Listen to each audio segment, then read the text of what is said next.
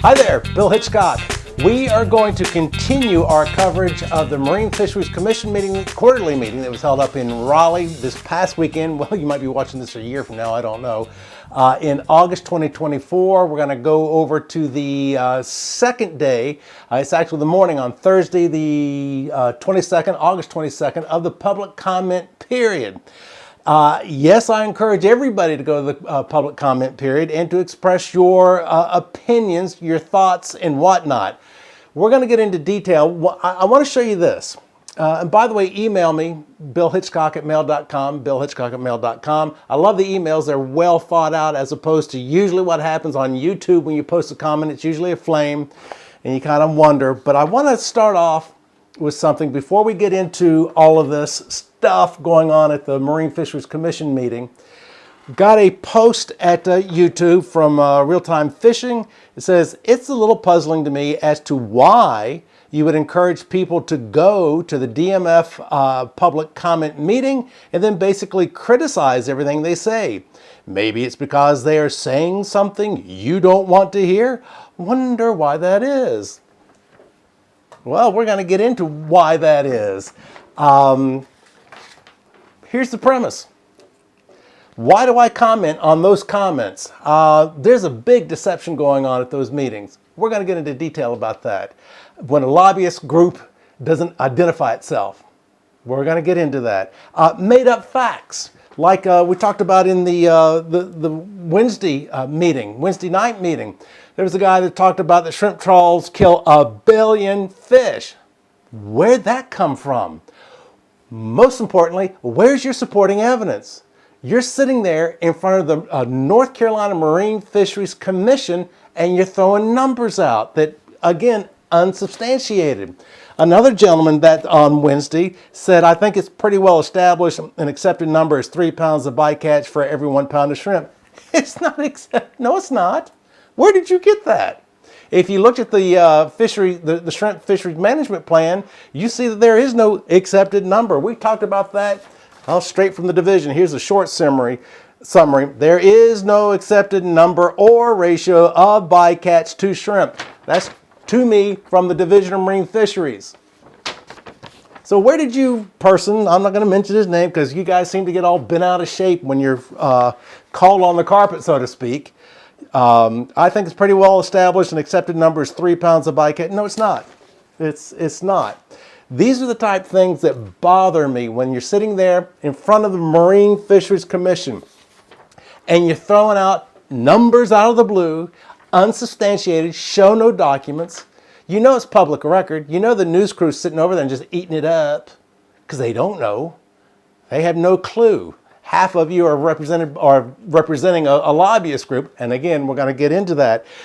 One of the things I really want to bring up before we get knee deep into this and go over all of the meeting, or the highlights, highlights of the public comments. Not go to the whole meeting. It's like 3 days, and each day is 8 hours, so you can't do that. But the Marine Fisheries Commission, there is a gross display of lack of respect to the Marine Fisheries Commission. One, I just made mention. You're going to the very folks who have all the facts, who have all the studies. These are hand-picked people by the governor. There's 9 of them. These aren't schmucks. These are real people with the real proof, the real documents, the real law, the real everything. And you go sit in front of them and make numbers up. How do you think that helps your cause? Don't you think that kind of would invalidate you? If somebody's sitting in front of me making up numbers, and I've got the numbers in my hand, which we'll get into a little later on, a little later on, don't you think that's going to destroy your credibility? The other thing, being unprepared. There's some people from the lobbyist group that, just this morning I was scrambling to put. But listen, the Marine Fisheries Commission, 9-member board, appointed by the governor, show them respect. They're not stupid. The Commission is responsible for managing, protecting, preserving, and enhancing the marine and estuarine resources under its jurisdiction. It does this by adopting rules and policies, implementing management measures for fisheries, and advising the state on marine fisheries within the jurisdiction of regional and federal boards and councils. You're not going to speak to, unless you go to speak to the state legislators. tours, excuse me. There's nothing more powerful, bigger than, so, you know, don't make up numbers. Just because the CCA told you a number doesn't mean it's true. Okay? Dig.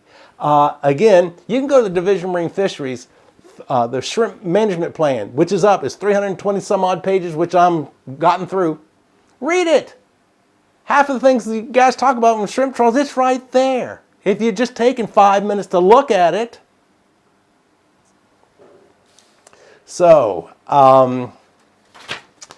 also, let me just, boy, I'm scattered because I got so much I want to cover. I'm scattered. The deception I want to talk about somewhat. The CCA. Well, you know what, Bill? Let's go on into the opening of the meeting. The meetings are always open. The public comment meetings are always opened up the same way. And before I forget, I don't criticize everybody. Mary Ellen, I believe was her name, was the Coastal Conservation Association. I applauded her on the last show we just did. Why? Because she said, "Hi, I'm Mary Ellen. I work for the Coastal Conservation Association." Thank you. I applauded her. And then I applauded her again because you know why? She went up there and told a story of her and her dad and fishing in that experience. It's the only segment that I play the entire segment. No highlights, just played it on straight through. And I applauded her. That's fine. That's a personal experience that she was relaying to the Marine Fisheries Commission. I think that's wonderful.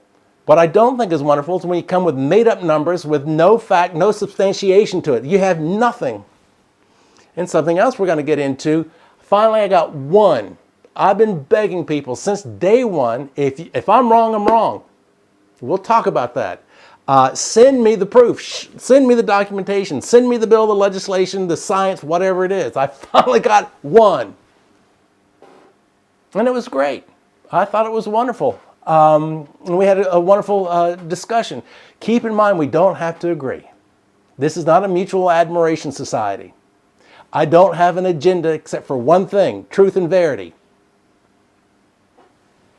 If it's bad for the commercial fisherman, then it's bad if it's the truth. If it's bad for the recreational fisherman, well, if it's the truth, well, okay. Anyway, let's go to the meeting, the very opening. Listen to what the chairman of the Marine Fisheries Commission says, Rob Bizzle, says in the opening. This is mission critical and the crux of everything we're going to talk about today.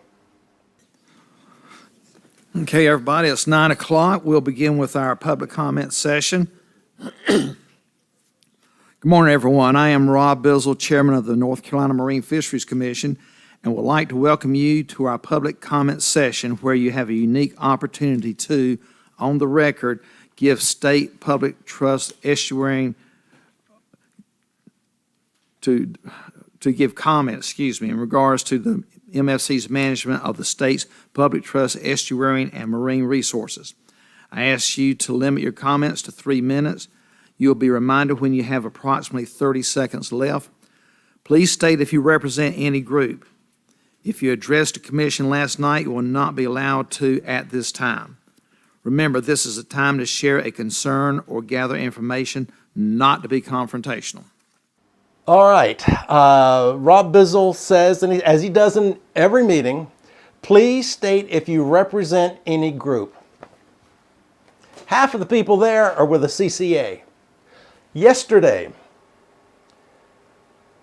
from the board of the CCA didn't identify himself. Donald Willis, he's the president of the CCA. On the board, he's on the management committee with the CCA. The CCA is a lobbyist group. We did a whole show on lobbyist groups, talking about the North Carolina Fisheries Association, the commercial fishing trade group. We talked about the CCA. I will post that link in the comment sections at YouTube. And one of my frustrations is, and I realize everybody can't see everybody's show, and I realize new people are coming on board at different times, so they might not see things in the past, but I get real tired of answering the same questions over and over and over and over again. So, it is by rule, please state if you represent any group. Well, you can say, well, they're not this is deceptive. When you've got the president of the board and also in charge of a management committee, but doesn't identify himself? From a lobbyist group? Well, there was another one from yesterday. Bert Owens, past president of the Crystal Coast chapter. He's on the board of directors of the Coastal Conservation Association. Didn't identify himself. Again, you got to take it from, 40 years of television. Say if I'm sitting out in the audience and I'm with a television station, radio station, or with a newspaper, I can guarantee you they don't know squat about saltwater fishing. I can just guarantee it. Again, 40 years experience of being in the business. And they hear what they think is a recreational fisherman just going up and saying his thing, not realizing to say you're associated with a lobbyist group is an understatement. It's deceptive.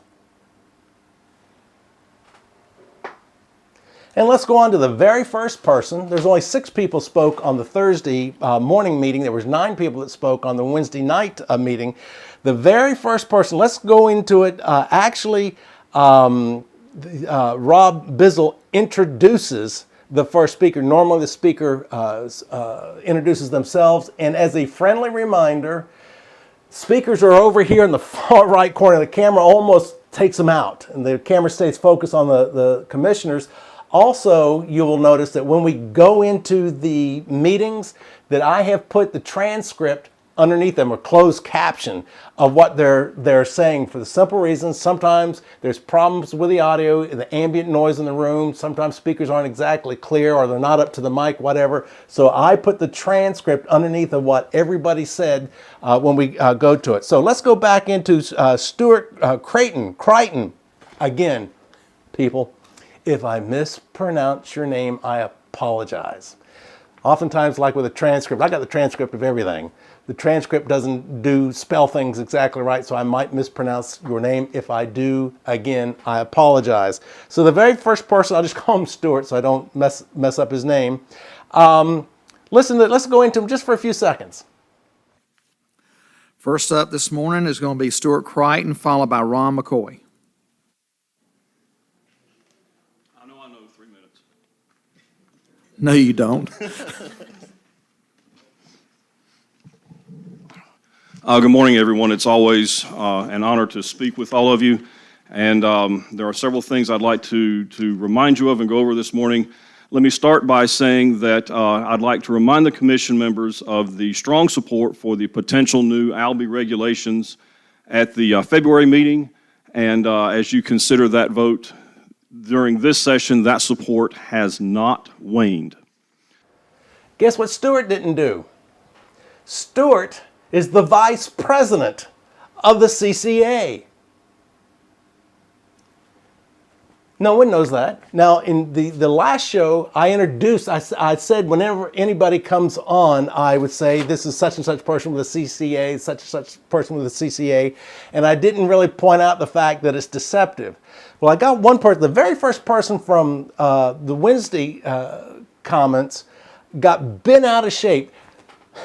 Just watch the video if you want to. I saw his name. I said, this name looks familiar. I said, maybe he's with a CCA. I don't know. Well, he got bent out of shape about that. He got bent out of shape about a lot of things. And what's funny is I agreed with him. When it came to flounder, I agreed with him. And also with Bert Owens, they made the point about the 3 different types of flounders. One, the southern flounder is overfished, but you closed off all the other 2 flounders. We're getting ready to do a show, by the way, on flounder identification. But Scott says, well, I'm going to join the CCA because you said what you said. I was being snooty. Well, join the club. I'm a lifetime member of the CCA. Glad to have you. Come on, Scott. Let's get it on. But one thing I do want to bring up that Scott posted at YouTube. Again, this is public. You're at a public meeting. You're going to a public website, making public comments, both in a public meeting and a public website. And then you get, what? They responded to me? Check your facts, people. But anyway, this one I got to address. One of the things Scott posted, another lie by you.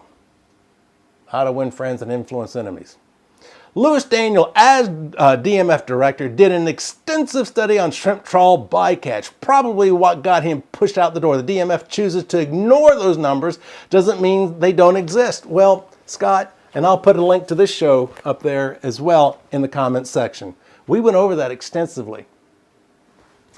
August 29, 2013, 11 years ago, at the North Carolina Division of Marine Fisheries, review a petition for rulemaking to designate internal coastal waters as secondary nursery areas. I got the transcript. 11 years ago, for, 10 years at least, the CCA is 4.5 pounds of bycatch per shrimp. Lewis Daniels is the one who came up with that number. Lewis Daniels, in this meeting, public meeting, apologizes for that number. He says it's wrong. He's basically, this is not his words, he was under pressure to come up with a number, and he told the DMF not to use that number. Lie. I always have the supporting evidence. Where's yours?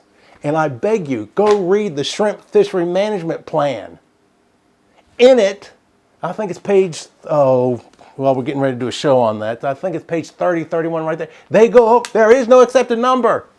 Again, I just read from the Division of Marine Fisheries an email that they sent me. There is no accepted number. Here we go. There is no accepted number or ratio of bycatch to shrimp. That's from the Division of Marine Fisheries less than a week ago to me. And that's part of the problem that I'm bringing up and why I'm making comment about what's going on at the Marine Fisheries Commission's meetings. You're making up numbers. You got wrong numbers. You don't check your facts. You don't have facts half the time. You're making stuff up. There's a billion dead. Where'd that come from? Again, if I'm wrong, I am wrong. Bill Hitchcock at mail.com, not Gmail, Bill Hitchcock at mail.com. Send me your facts. Send me your data. We'll read it straight on air. Not all, if you like the shrimp FMP, it's over 320 pages. I'm not going to sit here and read 320 pages. So we will go to the part that's being discussed. Good googly muggly. 15 minutes into it, and I've only done a few seconds of the thing. Let's jump back on into, if I can find my transcript. Here we go. Stuart. Is that his name? Yeah, Stuart Crichton, I believe it is. Let's see what he has to talk about. I'm going to talk mostly about speckled trout today, and regardless of my other comments, I must emphasize that ultimately, speckled trout must be granted game fish status. That would solve all the issues that we're facing currently. As a member of the Speckled Trout Advisory Committee, I do not agree with the initial recommendations from DMF. They should not be approved. The Advisory Committee recommended for the recreational component a 16 to 20 inch slot with one over 24 inches. Keeping a 4 fish per day limit and no closure. That provided roughly a 33% reduction on that user group. For the commercial industry, it was recommended that there be a closure from January through March. That provided roughly a 29% reduction. Overall, giving a 32% reduction, again approximately, as compared to the 39.6% reduction that is recommended from DMF. I prefer the AC recommendations because they provide a comparable reduction without a closure on this $500 million annual recreational economic engine. Two things I want to bring up that Stuart talks about. Here it comes again. He said, ultimately, speckled trout must be granted game fish status. Been trying that for over 30 years. I told you that Joe Albee back in the 90s contacted me about spearheading up game fish status. Speckled trout was one of them. I believe it was gray trout, drum, and I can't remember all of the other species. So what's the definition of insanity? Doing the same thing over and over again and expecting a different result. And then you sit there, why didn't that happen? Friendly reminder. The Marine Fisheries Commission, they have the science, they have the studies, they are, they're not schmucks, I'm using that term on purpose, governor appointed. So when you go up there with just numbers, they know. They already know what the numbers are. The other thing, I prefer the AC recommendations because they provide a comparable reduction without closure on this $500 million annual recreational economic engine. He's talking about speckled trout. Where'd that come from? $500 million just speckled trout? Really? Please send that to me. I want to see where you got this. We'll read it on it. What's the other thing I got here? Oh, and he makes mention about requiring circle hooks for those using natural bait. I don't have a problem with that. Not at all. I remember when I was the coordinator for the Tag a Giant Bluefin Tuna Conservation Series, everything was J-hooked. So we're catching, tagging, and releasing. Well, J-hook's a bad thing. Why? Because primarily fish get gut hooked. A circle hook, by the way, in case somebody doesn't know, is, as the name implies, the barb goes on in, and if the fishy swallows the bait, it doesn't hook them until it comes to the mouth, and as it's exiting, it turns and hooks the fish in the mouth. So that's what circling, how do you argue that? You just have to figure out certain ways with certain baits, natural baits, on how to make it work. All right, let's go on to the next person. It's Ron McCoy. Let's see what Ron has to say. I'm Ron McCoy from Hampstead. I grew up fishing the Crystal Coast, and now living in Hampstead, I fish the inshore Cape Fear. I started attending MFC meetings 10 years ago, 2014. Since the 1997 Fisheries Reform Act created this commission, there has continued to be a dramatic decline in the population of the 13 saltwater resources that you manage. I believe this decline is directly related to your meeting agenda. Your agenda format has not changed in the past 10 years, but commission members have. The agenda drowns in 5-year fishery plan updates. The agenda drowns in committee reports. And yes, the agenda drowns in public comments. The Fisheries Reform Act gives you the authority to dictate your agenda. Where should you start with a new agenda? We all know the most destructive inshore gear is large mesh gill nets. Large mesh gill nets are a major root cause of our saltwater resource decline. Large mesh gill nets are indiscriminate killers. I fish in North Carolina. I fish inshore. I mainly catch lizardfish and pinfish. I rarely catch a flounder, trout, or redfish. In North Carolina, there are large mesh gill nets inshore used by not just true commercial fishermen who report their catch on trip tickets, but also recreational fishermen too lazy to bait a hook. I've even heard that a recreational fisherman can rent a commercial license and a gill net by the day in North Carolina. Ron McCoy from Hampstead. He says, large mesh gill nets are a major root cause of our saltwater resource decline. Large mesh gill nets are indiscriminate killers. I fish in North Carolina with CCA's old Wall of Death, and we talked about this before. Large mesh gill net, 5.5, 6 inches. It's a hole like that. It can't kill indiscriminately. Everything smaller than that hole will swim through. Even we talked about this, the small mesh gill nets, the big fish bump off of it. As a friendly reminder, there's a couple of times I went out. Unfortunately, this gentleman is no longer with us with the Division of Marine Fisheries. He set out large mesh, medium, small mesh gill nets out by, I believe it was a Sportsman's or Triple S pier. The big net caught big fish. Right behind it, medium net size mesh net caught medium sized fish. And right behind that, again, these are right behind each other. Small mesh caught small. Then another one out in Core Sound where we strung together different mesh size. The big mesh caught big fish, all the way down to the small mesh caught little fish. No intermixing. So this whole thing that the major root cause of our saltwater resource decline is large mesh gill nets? No. You got proof? See it. Send it. Also in North Carolina, there are large mesh gill nets inshore used by not just true commercial fishermen who report their catch on trip tickets, but also recreational fishermen too lazy to bait a hook. I've even heard that a recreational fisherman can rent a commercial license and a gill net by the day in North Carolina. I haven't heard that back part, that you can rent a gill net by the day. Show me. If it's true, we'll show it. I've never heard of that. There was a RUCL license for recreational commercial gear license that you can get where, as a recreational fisherman, you can use a limited amount of commercial gear, including it was a gill net and crab pots, things like that. I'm not sure what Ron McCoy is talking about. Again, if you got info. The next one. David Sneed. Thank you, David. You introduce yourself. Let's go take a listen. Good morning, Mr. Chairman and Commissioners, and welcome to Commissioner Kloss. My name is David Sneed, and I'm with the Coastal Conservation Association, North Carolina. I attended the Speckled Trout FMP-AC workshop. The AC supported the use of a slot limit as a means to reduce harvests over reduced bag limits or seasonal closures.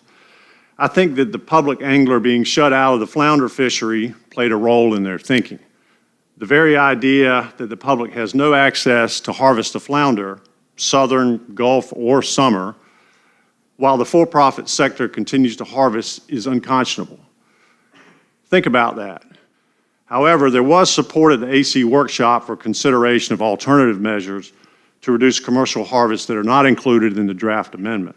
One was setting an annual cap on total commercial harvests. Two was eliminating the use of gill nets in the spotted sea trout fishery and allowing a hook and line only fishery. These options deserve your consideration. So can we have a commercial spotted sea trout fishery without gill nets? Certainly, many states already do. Are there questions about latent commercial fishing licenses being used by recreational anglers? Of course, but a hook and line commercial permit for speckled trout requiring the sale of fish in combination with a commercial harvest cap would control this abuse. I looked at how other states manage their spotted sea trout fisheries and have provided a summary here for your consideration. I skipped Georgia for some reason, and Mississippi's not on here because I couldn't understand their website and find what I was looking for, so kudos to DMF for having a website where you can at least find information. Most of our neighboring states that allow the commercial harvest of spotted sea trout do so by hook and line. The other option is game fish designation. David brings up, again, I'm so glad to hear it on both days, people are bringing up the situation with the flounder. We got 3 different types. One of them's overfished. Why did you close all the flounder fishing? Unless somebody can tell me why that's wrong or bad, I don't see anything wrong or bad with that. You know, bravo, let's do that thing. I hate this thing.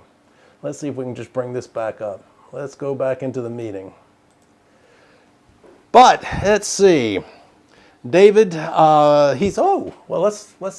is David Sneed? David Sneed is the executive director, the grand potentate of CCA, the Coastal Conservation of North Carolina. He says, however, there was support for the AC workshop for consideration of alternative measures to reduce commercial harvests that are not included in the draft amendment. One was setting an annual cap on total commercial harvest. Well, there is, isn't there? If not, there needs to be. 2 was eliminating the use of gill nets in the spotted sea trout fishery and allowing a hook and line. See, the CCA, since the early 90s that I can recall when I got really heavily involved with this type of thing, has always wanted a gill net out of the water. And matter of fact, anytime they did anything about a gill net restriction, they posted that as their accomplishment. They don't do that anymore because they found out that's a bad tack to take. So let's see, of course, but a hook and line commercial permit for speckled trout requiring to sell a fish in combination with a commercial harvest cap would control this abuse. I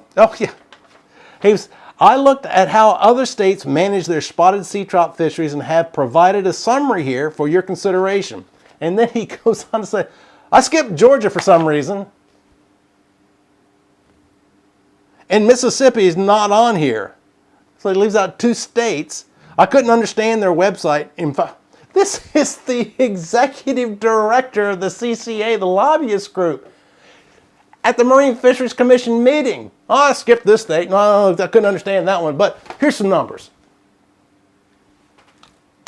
As a lifetime member of the CCA, that's embarrassing to me. That this guy is the executive director and representing all of us members. And he's skipping states and can't remember and couldn't understand. Wow.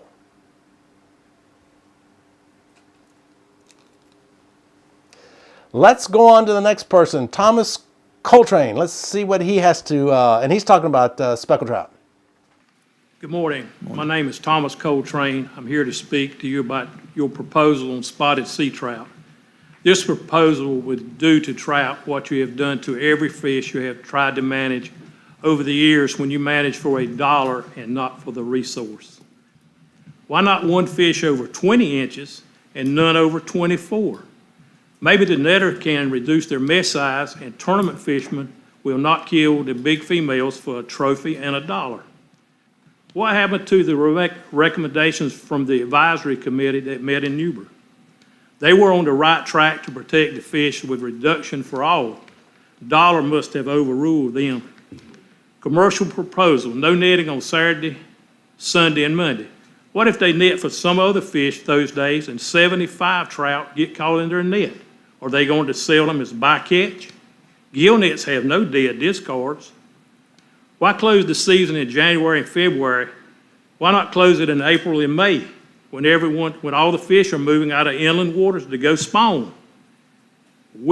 You have one fish left, and if your track record comes into play, and I see no reason it will not, will you continue to kick the can down the road until the trout are all gone for the almighty $1? As good as I like to trout fish and eat some, if I could save this fish, I would shut it down for everyone until a plan and enforcement was in place to ensure the survival of the spotted sea trout and protect it from the almighty $. Here's the thing, I don't know how much I'm actually showing this, but he repeated 4 times about manage for $1.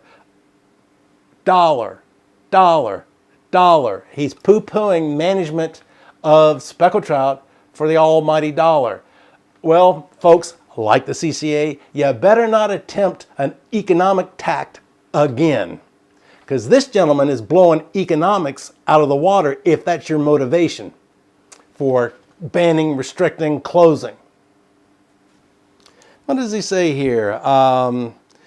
See, maybe the netter can reduce their mesh size and tournament fishermen. See, he just supported what I just said earlier about gill nets. He says, if you reduce the mesh size, maybe we won't catch them. Well, they're not, gill nets are not indiscriminate killers.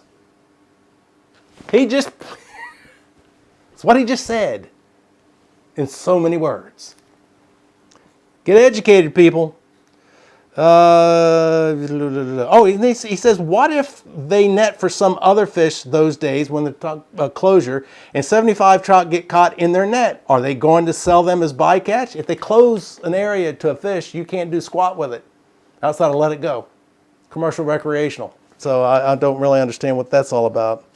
So let's go on to the next person, John McQuaid. Let's see what he has to talk about. And he talks about speckled trout. My name is John McQuaid. I live in Raleigh, but I've fished the North Carolina coast in Carteret County since 1998. I'm here to voice my dissatisfaction with the DMF proposal for speckled trout regulation. I do support reducing commercial and recreational harvest for speckled trout to eliminate overfishing, and I think the proposal developed by the Speckled Trout Advisory Committee is the best approach for keeping trout harvest at a sustainable level. I want my children and grandchildren to be able to fish for speckled trout in North Carolina. Therefore, I request the Marine Fisheries Commission either adopt the proposal developed by the Advisory Committee or ask DMF to come up with a new proposal. My specific comments on the DMF proposal are: 1, I'm willing to reduce the daily bag limit to 3 trout. I'm willing to do my part to stop overfishing. 2, I have no problem with the 14 to 20 inch slot. I already release any trout I catch over 20 inches. 3, I don't like the total closure during wintertime. I like John McQuaid. Clear, concise, to the point. And he says, therefore, I request the Marine Fisheries Commission either adopt the proposal developed by the Advisory Committee or ask DMF to come up with a new proposal.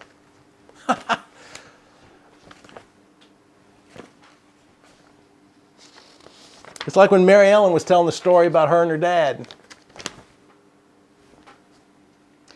Let's see, here we go. The next person is Matthew Wallen, I believe is how you pronounce his name. Good morning. I'm Matthew Wallen from New Bern, and I had to throw these together this morning. I had a lot to say and realized I couldn't fit it all on one piece of paper, so I kept them short and sweet. All right, stop.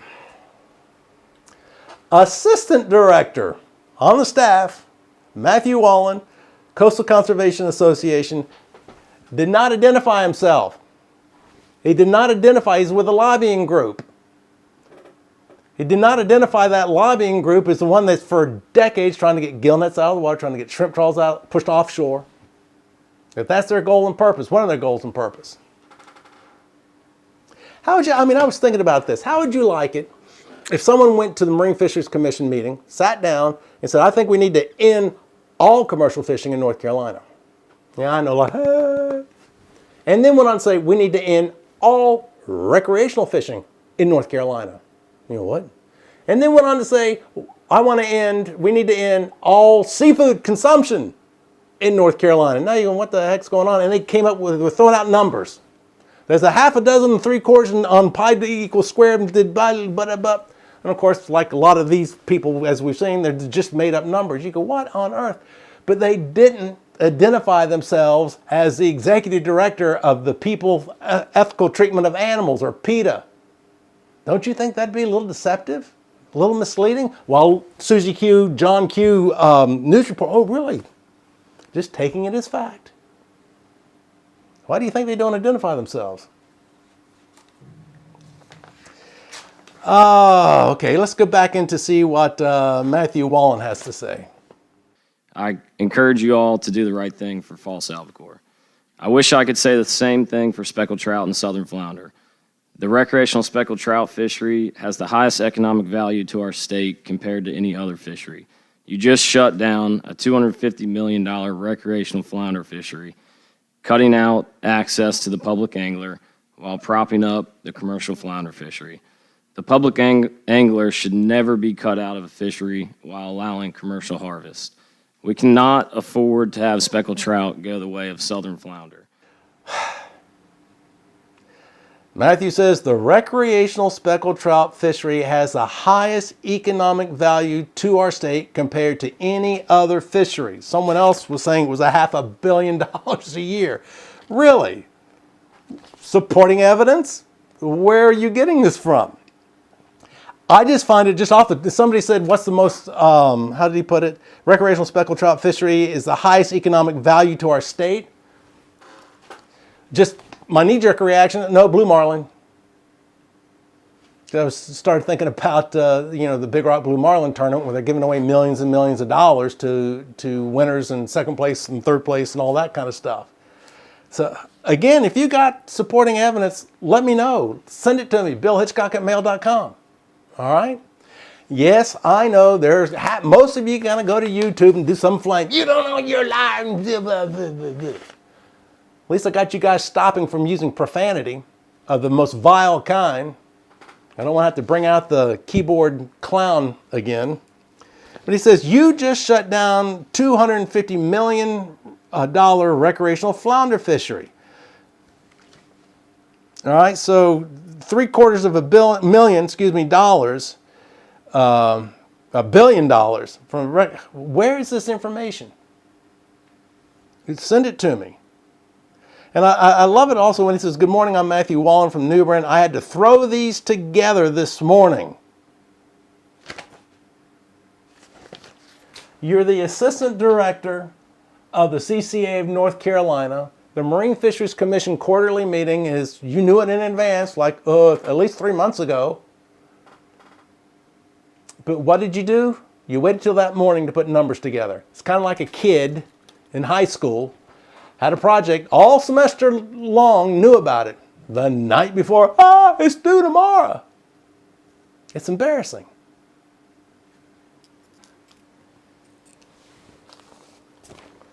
So, why do I make comments? Well, hopefully I proved why. Ill-prepared, throwing out numbers. No one has substantiated anything. No one. They'll just say a number. Let's see, what was it that I wanted to... here we go. I got a wonderful email from Alan. And this is in relationship to, on the Wednesday night meeting, what was his name? Donald Willis said there was 1.5 million recreational fishermen. And in the show I did on this, I said, no, you overshot the runway by 50%. There's just a million, just a little over a million. Well, Alan sent me an email, it was addressed, check your facts about licenses for North Carolina. Well, I emailed him back, I said, and I gave him a week prior, the Division of Marine Fisheries, the public information officer, sent me the information. I'm trying to see if I got it down here somewhere. It was a million. It was 1,076,000 or something like that. And that's where I got my information from. I don't throw out numbers without having the proof, the substantiating stuff. By the way, we're getting ready to do a show on just that, the licenses here in North Carolina. How many 10-day licenses? How many lifetime licenses? How many annual licenses are there? What's the percentage? Who are these people? We're going to be doing a thing on that. We're also going to be doing a program on flounder identification. I do find it very fascinating. Out of the Wednesday night meeting, there was a gentleman said out of 60 flounders he caught, 59 of them were Gulf flounders. That just, I can't argue him. I mean, it's his experience, I guess. That's a lot of Gulf flounders because that's not a common flounder we have around here. But anyway, I went long. As always, email me, billhitchcock@mail.com, billhitchcock@mail.com, billhitchcock@mail.com. I have found that emails, people are well thought out. I have found that the YouTube posts are usually just a blah. So, I don't pay attention to those. For the most part, I really, really don't. So anyway, until next time, wait till we do the special on flounder and on recreational licenses. And we still have the show to do that we've been working on the shrimp F&P and shrimp trawlers and the damage they do, the damage they don't do, the bycatch or not the bycatch, the this, that, and the other thing. We're going to cover that extensively. I'm Bill Hitchcock. Till next time, bye.